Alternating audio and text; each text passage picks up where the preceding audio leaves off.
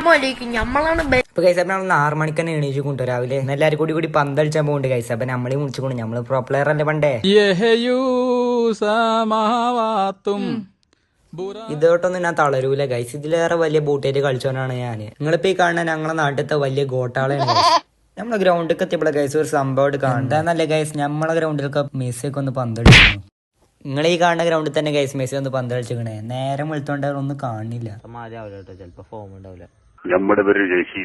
ഇവൻ ഞങ്ങൾ ജർമ്മനിയിൽ നിന്ന് ഇമ്പോർട്ട് ചെയ്ത ഒലിവർ ഖാനാണ്.